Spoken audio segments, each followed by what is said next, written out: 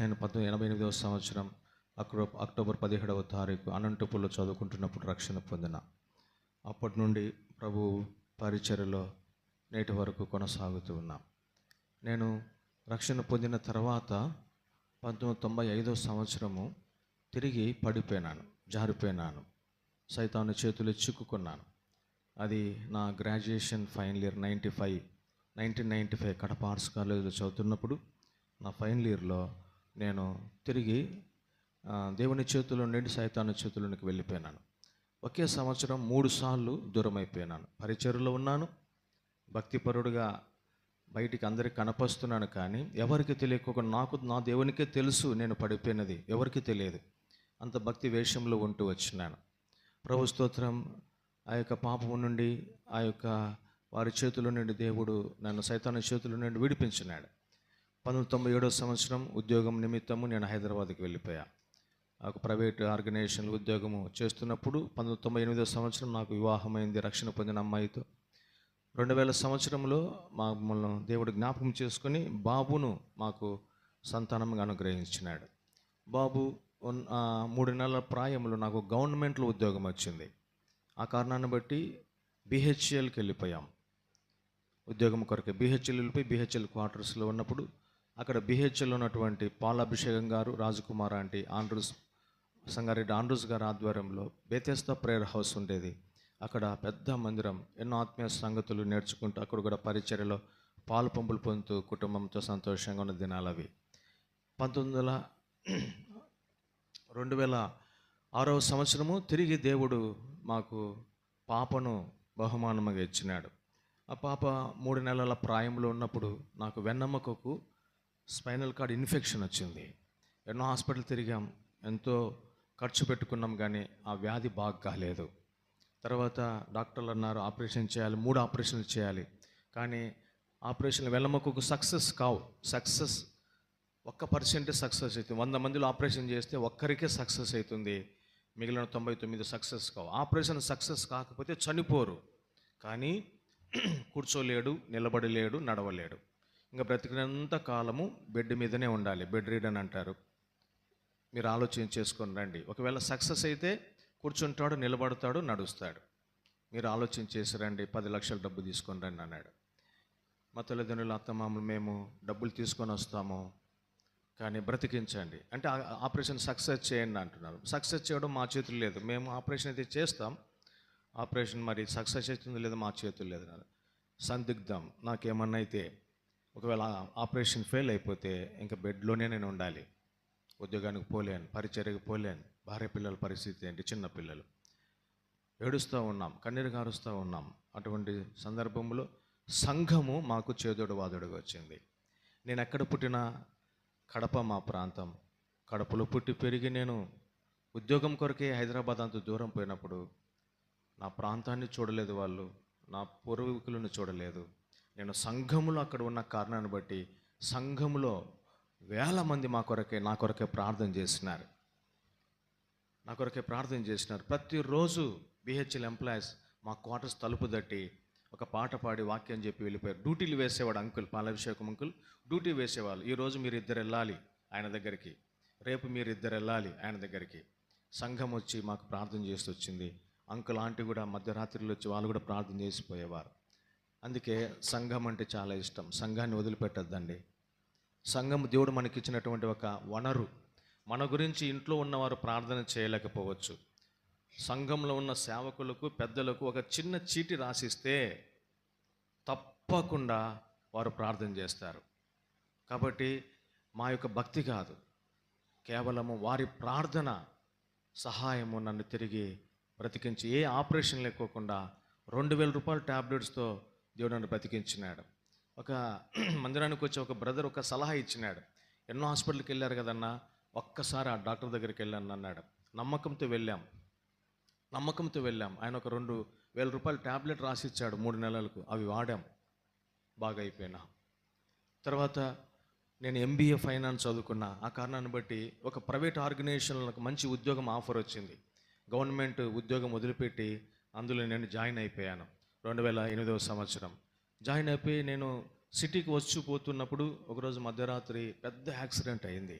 Scooter accident. చనిపోయినారు అనుకున్నారు. రక్తపు మడుగులో, ఎర్రగడ్డ రైతు బజార్ దగ్గర రక్తపు మడుగులో ఉన్నానట. చనిపోయినాడు అనుకుని చనిపోయిన కుక్కను లాగి పడేసినట్టుగా నన్ను కూడా లాగి అక్కడ పడేశారు. ఎవరో చూసి 108కి ఫోన్ చేశారు. అంబులెన్స్ వచ్చేసింది. నన్ను తీసుకుని పోయి పక్కనున్న హాస్పిటల్లో జాయిన్ చేశారు. అన్కాన్షియస్లో నుండి అప్పుడు కూడా సంఘం ప్రార్థన చేసింది.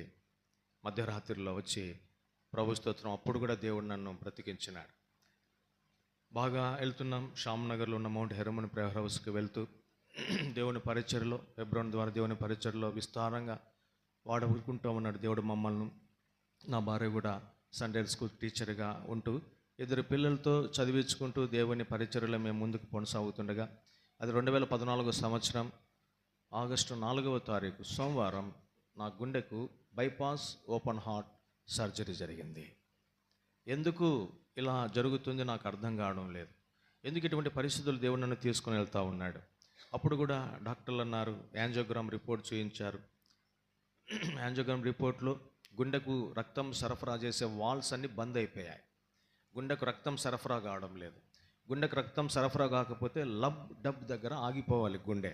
ఎందుకు ఆగిపోలేదు ఈ అబ్బాయికి గుండె ఆగిపోకోకుండా ఏమి సహాయం చేసింది? డాక్టర్ రఘు అని ఇప్పుడు ఉన్నాడు కేర్ హాస్పిటల్, ఆయన బ్రాహ్మణ్. ఆయన అన్నాడు, నేను చదువుకున్న ఎంబీబీఎస్ చదువు తప్పు అన్నాడు ఆయన అందరి ముందరు. ఎందుకంటే నా చదువు ఏం చెప్తుందంటే గుండె ఆగిపోవాలి, ఈ అబ్బాయి చనిపోవాలి. ఎందుకు గుండె ఆగిపోలేదు?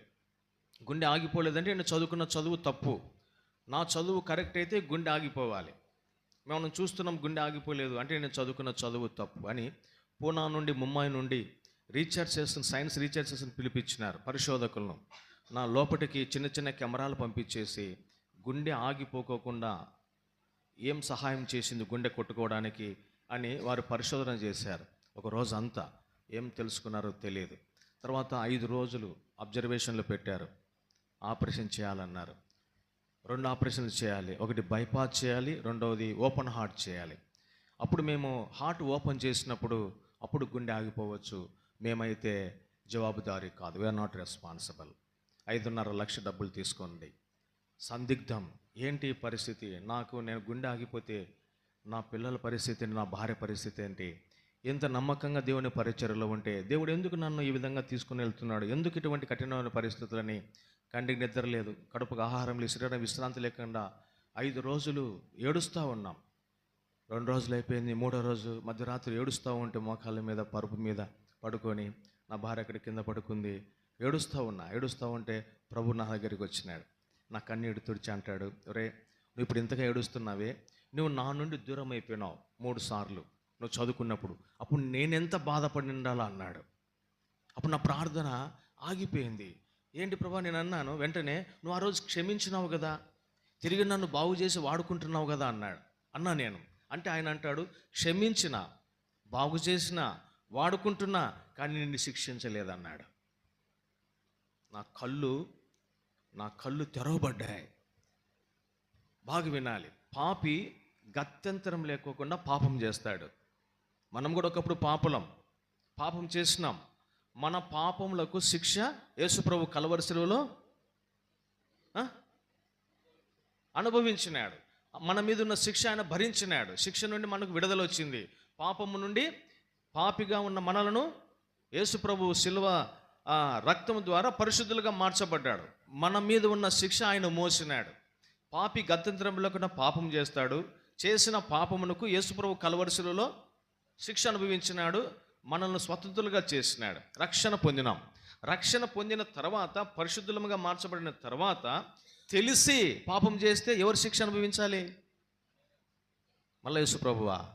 కాదు, మనమే. ఒకప్పుడు మన శిక్ష యేసుప్రభు భరించినాడు. ఇప్పుడు తెలిసి నేను పాపం చేసిన, 3 సార్లు పాపం చేసిన తెలిసి ఒకే సంవత్సరంలో, దాని శిక్ష ఎవరు అనుభవించాలి? నేనే. అప్పుడు అన్నాడు, అప్పుడు నేను క్షమించి బాగు చేసి ఇంకా బలంగా వాడుకుంటున్నాను, నిన్ను శిక్షించలేదన్నాడు. అప్పుడు నా ప్రార్థన మారిపోయింది. అవును ప్రభా, దావీదు లాంటి నీ హృదయానుసారుడే పాపం చేస్తున్న వదిలిపెట్టలేదు. నేనే పాటోడిని, నన్ను ఇంకా శిక్షించు, నన్ను ఇంకా బాగు చేయి, cleanse me, mould me, punish me again and again అని ప్రార్థన చేస్తే కన్నీరు తుడిచినాడు. ఒకే ప్రార్థన, ప్రభువా ఒకవేళ ఆపరేషన్ ఫెయిల్ అయిపోతే ప్రభునందు నేను నిద్రించి నీతో నేను ఉండాలి, నేను ఎవరితో సమాధాన పడాలి, నాలో ఉన్నదంతా చూపించి నేను ఒప్పుకుంటే రాత్రి. ఒకవేళ నువ్వు బ్రతికించినావా, బ్రతికనన్ని రోజులు యెహోషువ 24:15 నేను నా ఇంటి వారును నిన్నే సేవిస్తాను. నేను దేవునితో ఆ రోజు వాగ్దానం, నిబంధన ఆ రోజు జరిగింది. మధ్యరాత్రి వెళ్ళిపోయినాడు ప్రభు. తెల్లారైంది. 2 రోజుల తర్వాత సోమవారం ఆపరేషన్ డేట్ ఇచ్చేసినారు. ఆదివారము ఇటువంటి ఆదివారం సాయంకాలం 5 నుండి 6 వరకు విజిటింగ్ అవర్స్ కేర్ హాస్పిటల్లో. నాకు ఆపరేషన్ అవుతుందని అందరికీ మెసేజ్లు పోయాయి. వందల మంది సేవకులు, ఎందుకంటే నేను అన్ని మందిరాలకు పరిచర్యకి వెళ్ళేవాడిని. సిటీలో అవుట్స్కట్లో ఉన్న విశ్వాసులు, సేవకులు వందల మంది వచ్చినారు కేర్ హాస్పిటల్కు. వందల మంది వస్తే నేను 3rd ఫ్లోర్లో ఉన్నా. ఎవరైనా వివిఐపి ఉంటే కన్నా 6th ఫ్లోర్లో ఉంటాడు. వివిఐపి ఉంటే ఎవరైనా ఎమ్మెల్యే కానీ మినిస్టర్ కానీ ఉంటే ఆ కేర్ హాస్పిటల్లో 6th ఫ్లోర్ వాళ్ళకి, అది ఆ ఫ్లోర్ అంతా వాళ్ళకే ఉంటుంది. అందరూ వందల మంది 3rd ఫ్లోర్కి వెళ్తున్నారు. అక్కడున్న సెక్యూరిటీ గార్డ్ అంతా పరిగెత్తుకుంటూ వచ్చినారు. 3rd ఫ్లోర్లో ఎవరున్నారు, ఏ మినిస్టర్ ఉన్నాడు, ఎందుకు వీళ్ళందరూ ఇంత వందల మంది పోతున్నారని. ఎవరు లేరు అక్కడ. ఈ అభాగ్యుడు పడుకొని ఉన్నాడు. అందరూ ప్రార్థన చేసినారు. సోమవారం తెల్లారింది. ప్రొద్దున్న 6 గంటలకు నన్ను తీసుకొని వెళ్తా ఉన్నారు. తీసుకొని వెళ్తుంటే నాకు ఇష్టమైన పాట పాడుకుంటూ వెళ్ళిపోయా. ఇప్పుడు నా కుమార్తె నాకు చూపించలేదు. చిన్న అమ్మాయి, ఇన్ఫెక్షన్ వస్తుందని బ్రతిమలాడింది నా భార్య. ఇదే చివరి చూపేమో నా భర్తకు, ఒక్కసారి చూపించండి అడుగుతా ఉన్నాడంటే నా కుమార్తెను తీసుకొని వచ్చినారు. చూసిన అందరూ ప్రార్థన చేసినారు. అందరికి ప్రైజ్ ది లార్డ్ చెప్పేసిన స్ట్రక్చర్లో వెళ్ళిపోతూ ఉంటే నాకు ఇష్టమైన పాట పాడుకుంటా ఉన్నా. ఎన్నోసార్లు నీ కృపన్ విడచియున్